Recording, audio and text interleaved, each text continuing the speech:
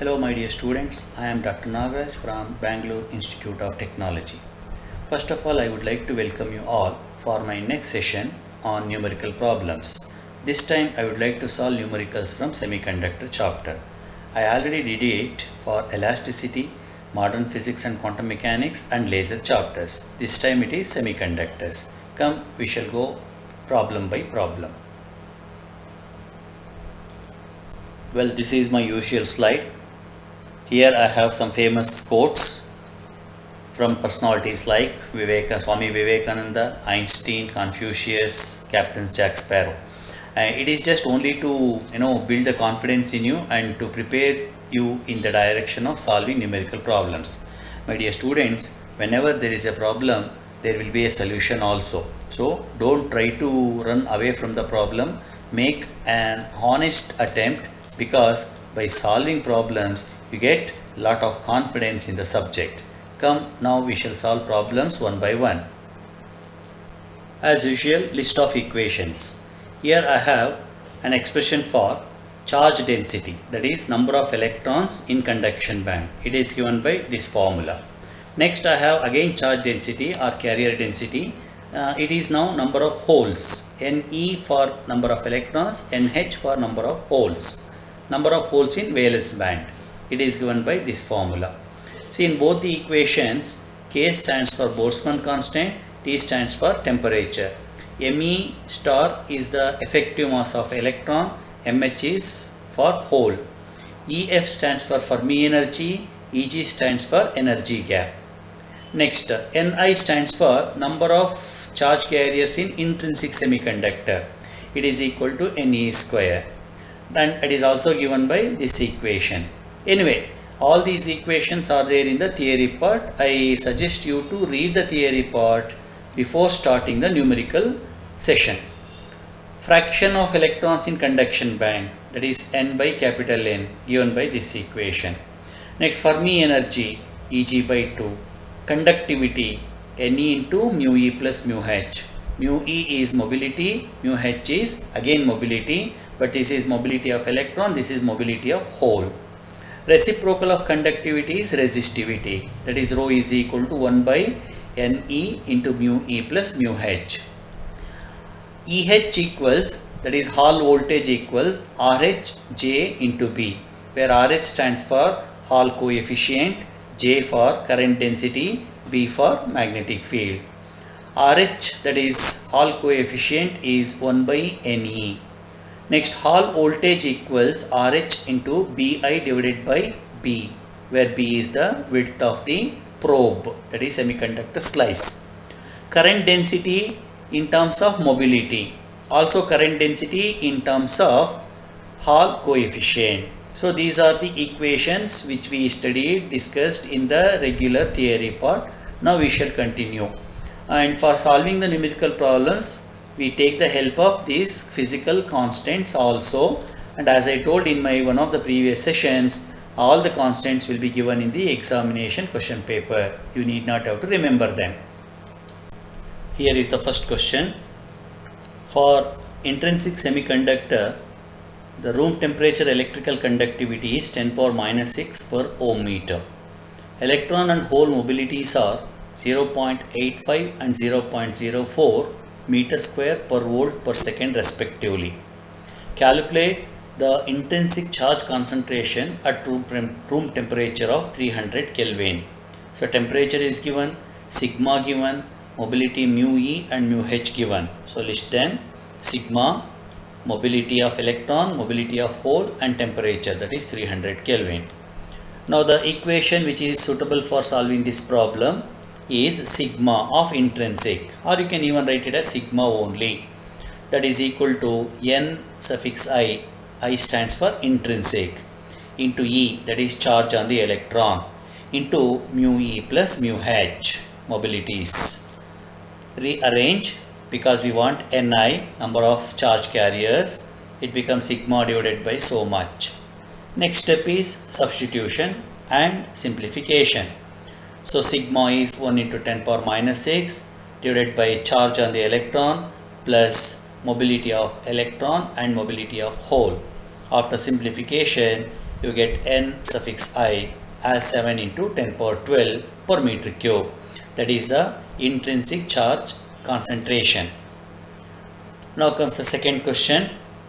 The forbidden gap, that is energy gap, in pure silicon is 1.1 electron volt. So Eg given. Compare the number of conduction electrons at two different temperatures, 37 degrees Celsius and 27 degrees Celsius. Well, summary. Eg, it is in electron volt. I convert that into joule.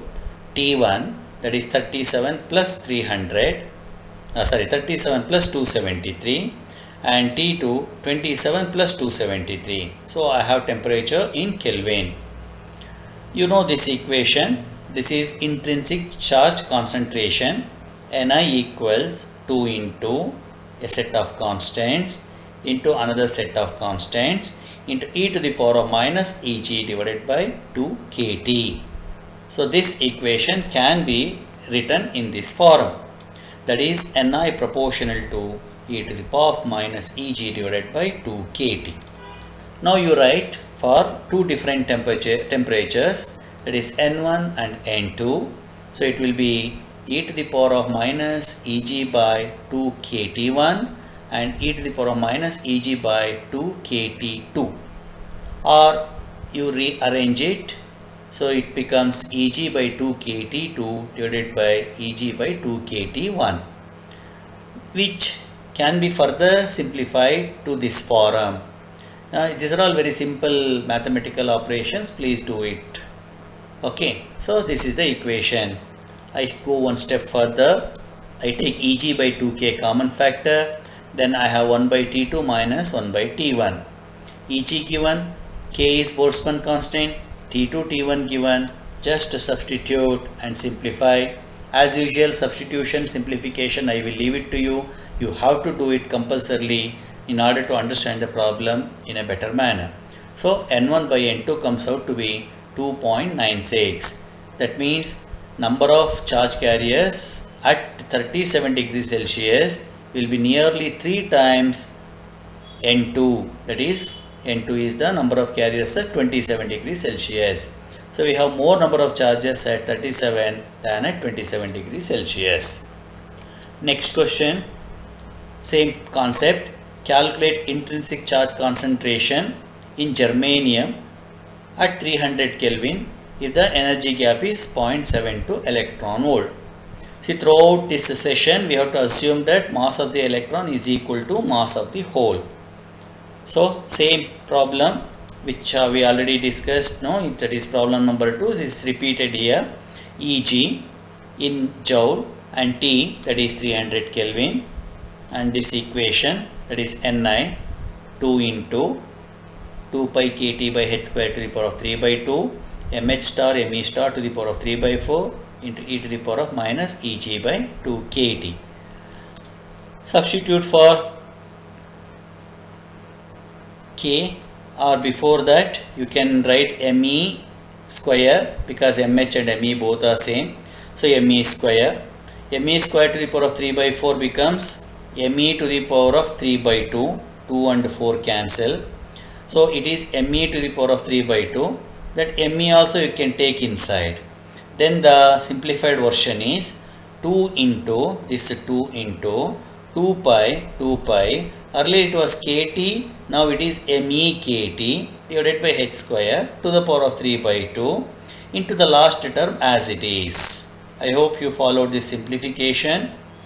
Now substitute for me, that is 9.1 into 10 power minus 31 kg, k Boltzmann constant, T 300 Kelvin, h Planck's constant, Eg, that is 1.152 into 10 power minus 19, and T 300, and simplify, you get Ni as 3.4 into 10 power 19 per meter cube. Here is problem number 4.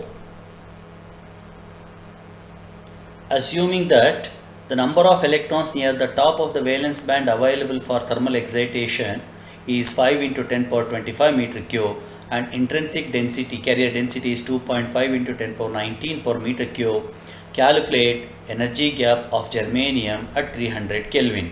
So there are two numbers. Number one, 5 into 10 power 25. Number two, 2.5 into 10 power 19. So this is total number of electrons, and this is the number of charge carriers available for the conduction process. So list out the data, small n, capital N, and temperature, and think of suitable equation. N by n equals e to the power of minus Eg by 2 kT. Take the reciprocal. So n by n equals e to the power of plus Eg by 2 kT, and take natural log on both the sides. You get this step, and then I want only Eg, so that comes out to be 2 kT ln of n by n. Please follow this step carefully, and this is very simple calculation. Now substitute for Boltzmann constant K and temperature and small n and capital N. So this equation, in this equation I am making substitutions, and then convert the answer, express your answer in electron volt.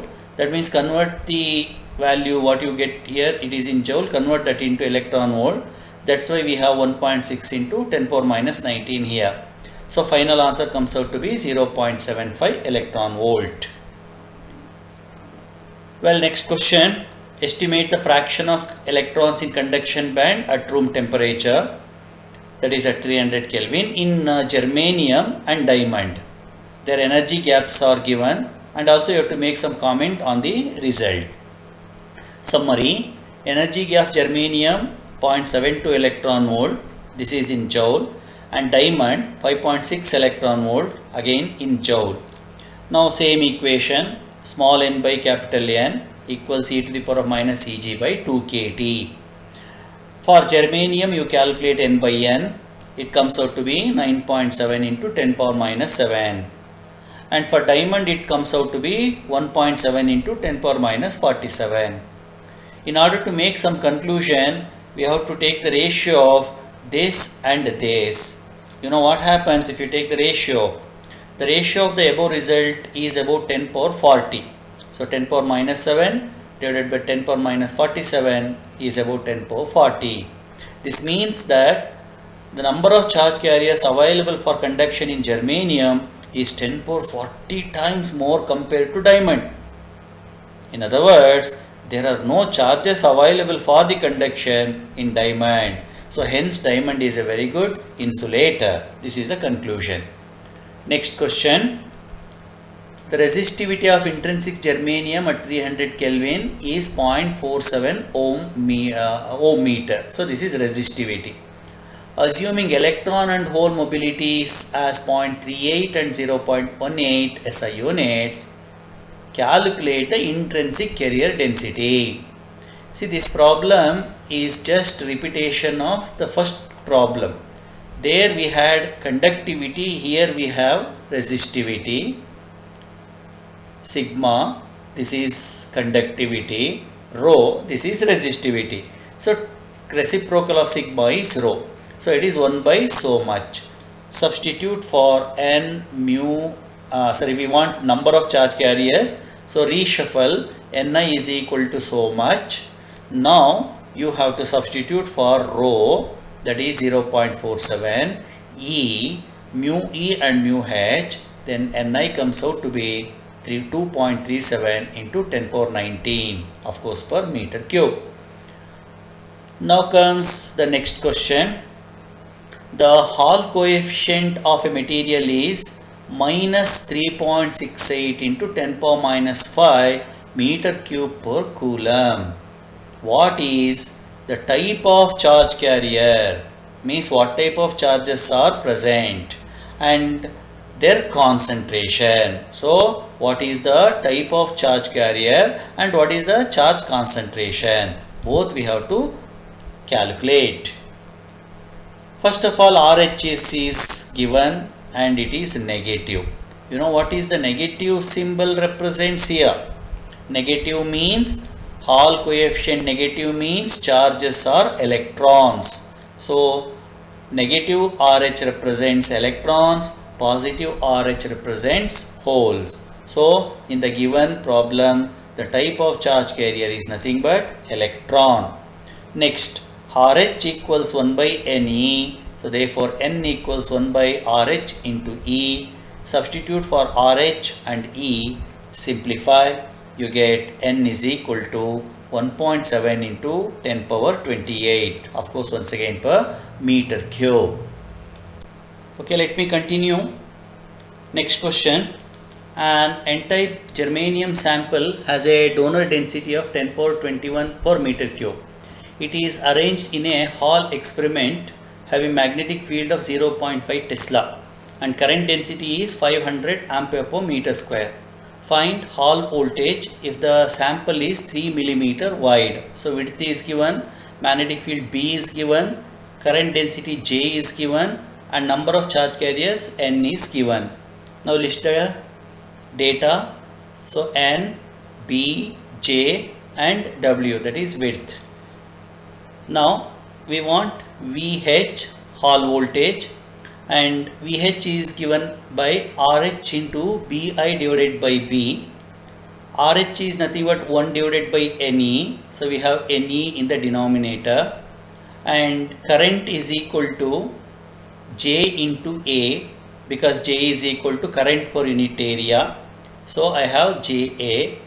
Then A is area of the given sample, it is nothing but width into breadth, so I have BJ WB divided by NEB. I hope you follow this simplification. Next, BB cancel, then I left with BJW divided by NE. Now look at the given data N, B, J and W. So everything is available, substitute, and E is charge on the electron, and if you substitute and simplify, you get VH equals 4.7 into 10 power minus 3 volt. So that is the Hall voltage developed. Next problem. An electric field of 100 volt per meter is applied to a sample of N-type semiconductor whose Hall coefficient is minus 0.0125 meter cube per coulomb. So even here also Hall coefficient is negative. Therefore, our charge carriers must be electrons. Well, determine the current density if the mobility is 0.6 meter square per volt second. Summary: electric field given, Hall coefficient given, mobility given. So we have to find out J, current density. That J is given by two equations. J equals NEV, right, and J equals I divided by A, which I already used here. So I use this equation for this present problem. J equals NEV and mu, mobility, equals V divided by E. Mobility by definition velocity per unit electric field. So mu equals V divided by E. Well, J equals NEV and mu equals V by E. By combining these two, I can write J as NE into mu E. NE is nothing but reciprocal of RH, or RH is equal to 1 by NE. So I replace NE by 1 by RH. So I get J as mu E divided by RH. Well, substitute for mu, E and RH, you get J as 2880 ampere per meter square. Next question. A rectangular plain sheet of doped silicon has a dimension of 1 cm along y direction, 0.5 mm along z direction. Hall probes are attached on its two surfaces which are parallel to xz plane, and magnetic field of 0.7 Tesla is applied along z direction. A current of 1 milliampere is flowing in x direction. Calculate the Hall voltage if RH is so much. Problem is very lengthy. Let me explain the problem with the help of diagram. See, this is a cuboid of semiconducting material. I have taken semiconducting material like this. So this is y axis, this is x axis, this is z axis.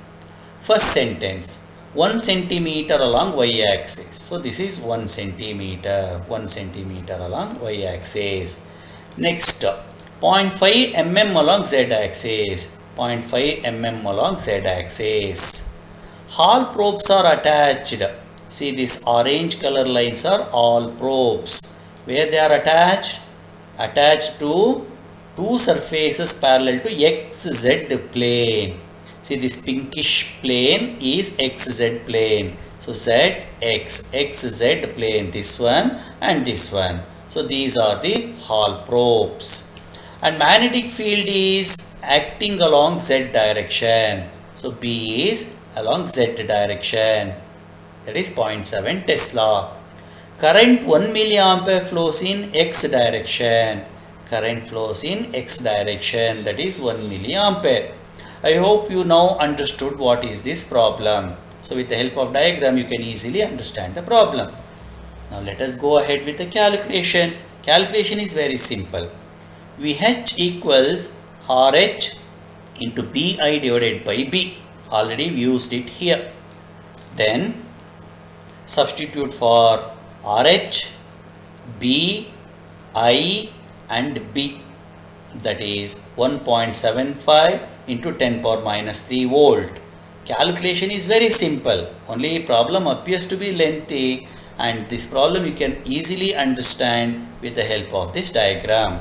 Well, with this I have come to an end of numerical problems from semiconductor chapter, and remember, in this chapter you get problems only on either conductivity or resistivity related equation, carrier concentration related equation and Hall effect related equations. So I covered all the three varieties, and if you still have any confusion, please contact me.